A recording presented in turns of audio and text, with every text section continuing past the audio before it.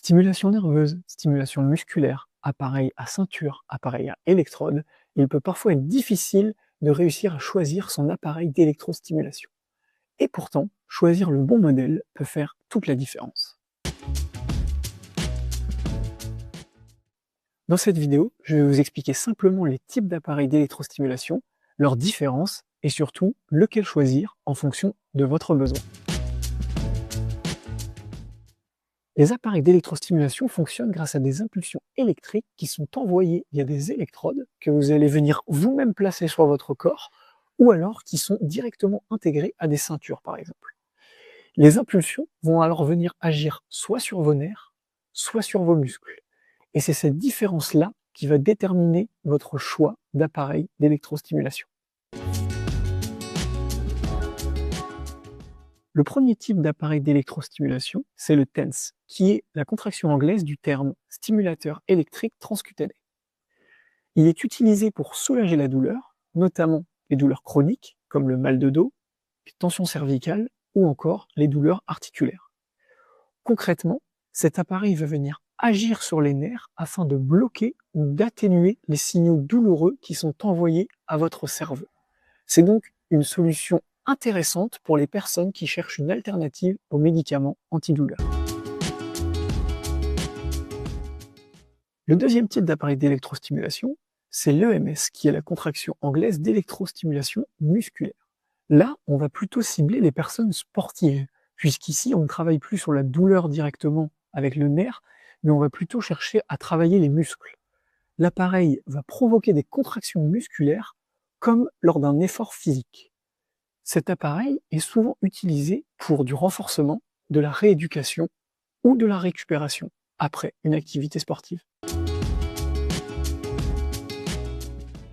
Enfin, on va retrouver une troisième et dernière catégorie d'appareils d'électrostimulation qui sont des appareils mixtes qui vont venir combiner les deux technologies vues précédemment, TENS et EMS.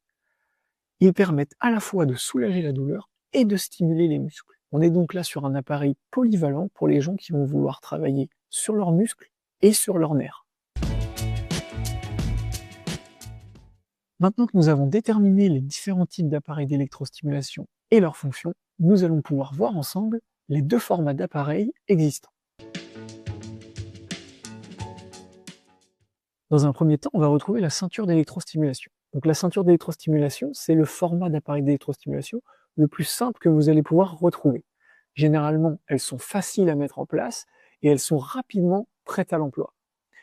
En revanche, elles vont offrir un petit peu moins de personnalisation, puisqu'elles vont travailler uniquement dans des zones localisées qui vont être le bas-ventre et le bas du dos. Si vous avez des douleurs ailleurs, cela peut être un peu plus contraignant.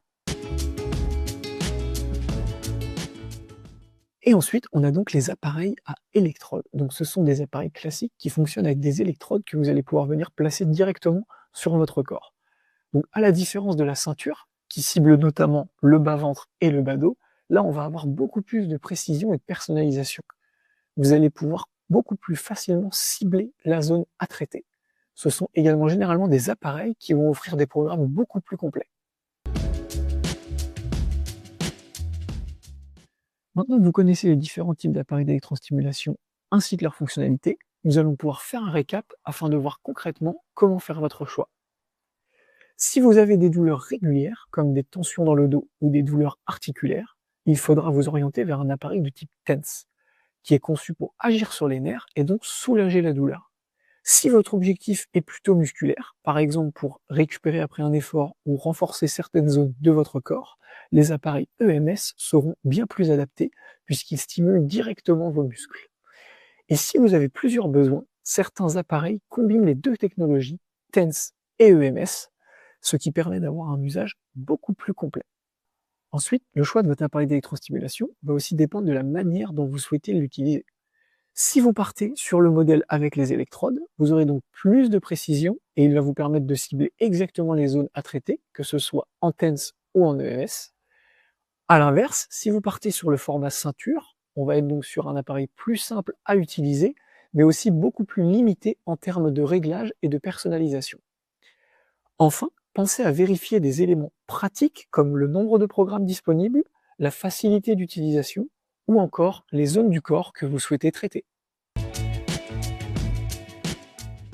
On va finir cette vidéo avec 2 petits conseils d'utilisation. Donc dans un premier temps, ça va être de respecter les zones d'utilisation recommandées. Vous les trouverez sur la notice ou sur la boîte de votre appareil. Et enfin, ça va être de commencer avec une intensité plutôt basse. En effet, quand vous n'êtes pas habitué à l'électrostimulation, ça peut un petit peu surprendre au début. Donc c'est pour ça, on vous conseille de commencer en intensité faible et ensuite, éventuellement, d'augmenter la vitesse si besoin. Donc pour conclure, vous l'avez compris, il n'existe pas un appareil d'électrostimulation idéal, mais plutôt un appareil d'électrostimulation adapté à votre besoin. Si vous souhaitez aller plus loin, vous pouvez retrouver notre guide complet ainsi que nos produits d'électrostimulation directement sur notre site web www.ville-équipement-médical.fr. Moi, je vous dis à bientôt pour une prochaine vidéo et surtout, n'hésitez pas à vous abonner pour plus de conseils santé.